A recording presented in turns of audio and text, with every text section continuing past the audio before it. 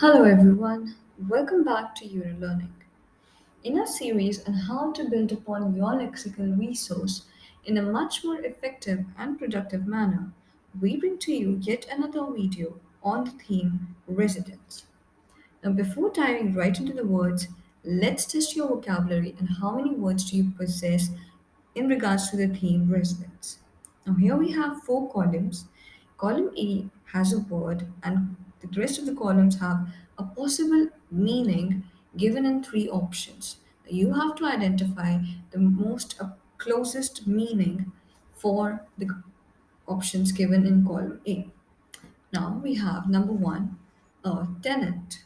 The options are A, someone who rents a flat, B, one who owns a flat, C, one who writes the contract. Number two, a landlord. Options are A, someone who rents a flat, B, one who owns a flat, C, one who writes the contract. Number three, lease. A, loan for renting home, B, to put down money for a house, C, contract signed by tenants. Number four, we have to evict. A, to make initial payment, B, to sign a rental agreement, C, forcing tenant out upon failure to pay rent. Number five, we have fully furnished. A, property with a lounge, B, property with all the furniture, or C, exemplary. Now try guessing the answers and pause the video. The answers to this would be revealed by the end of this video. Now let's dive into some words. Number one, we have residence. The part of speech it hails from is noun, meaning building that serves the purpose of human habitation.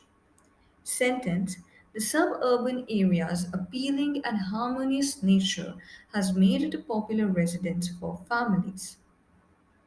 Some key terms derived from residence are number one, reside, verb, to dwell for a considerable time. Residential, adjective, suitable for residence or homes. Resident, noun, one who lives in a particular place or building.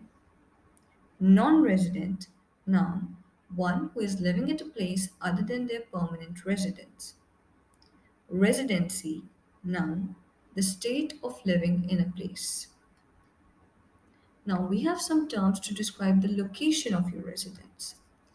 We have number one, cosmopolitan, an adjective, meaning having people from diverse countries. Sentence, the state has reprimanded selling or renting of flats to a particular caste, creed, or community in the leading cosmopolitan city across the world. Urban, adjective, relating to city or town. Sentence, people living in urban areas prefer to lease rental accommodations instead of paying hefty interest on mortgage loans. Rural, adjective, relating to countryside. The households in the rural area are more spacious and affordable as compared to the ones in the downtown. Amenities, noun, desirable or useful features and facilities in a building. Sentence, availability of civic amenities is a basic deciding factor for home buyers for buying a house. Outskirts, noun, the outer part of a town or city. Sentence, he prefers to live in the outskirts of city so that it is convenient for him to commute to work and stay close to countryside at the same time. Housing estate, noun, large group of houses built together in same style. Sentence, in Europe, most vintage themed houses were built on housing estates. Now, how about the words to describe the inside of a house? We have number one, porch.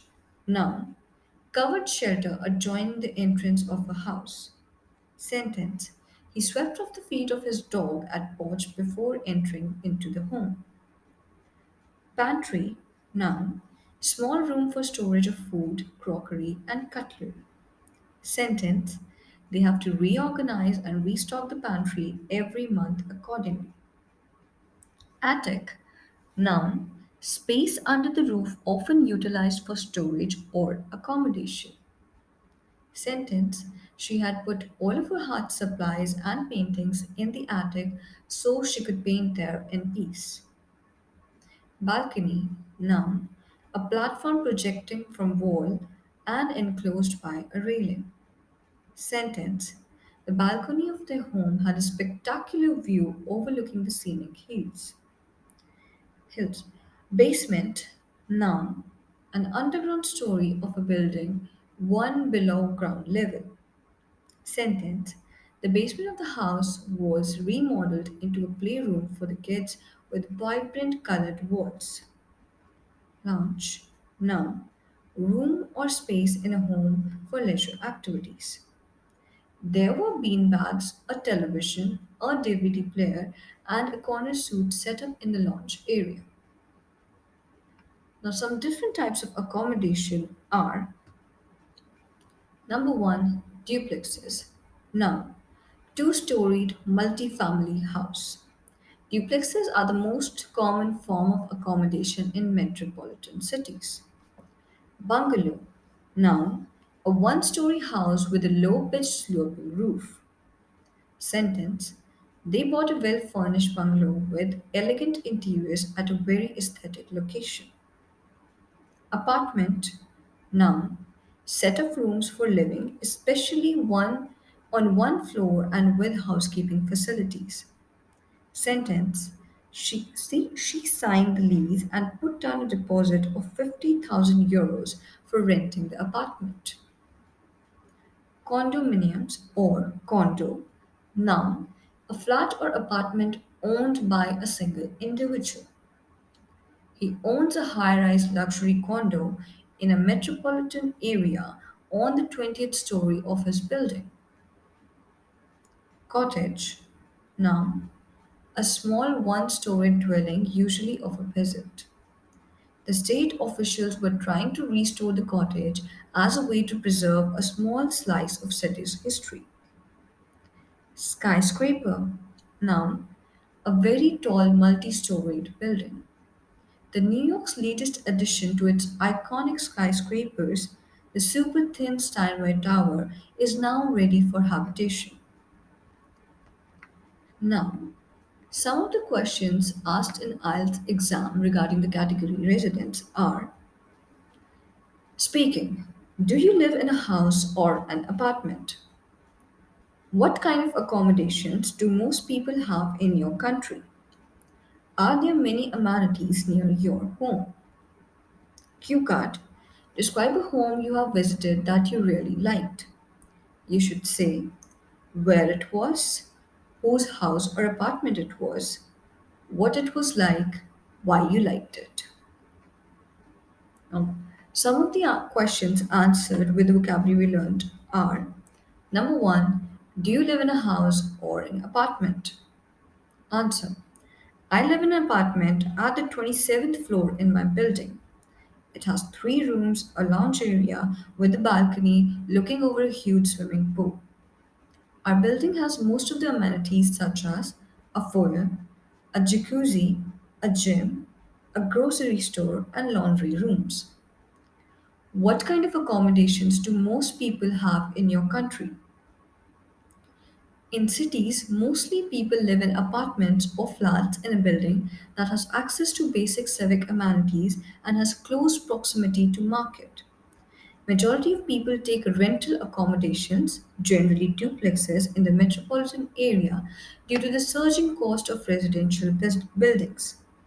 In the countryside, people tend to live in cottages or terraced houses.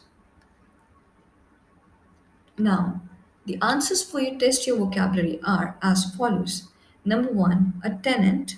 The option is A, someone who rents a flat. Number two, a landlord. The answer is option B, that is someone who owns a flat. Number three, lease. Answer is option C, which is a contract signed by tenants. Fourth, to evict, the answer is C, that means forcing tenant out upon failure to pay rent. Number five, fully furnished, answer is B, that means a property with all the furniture.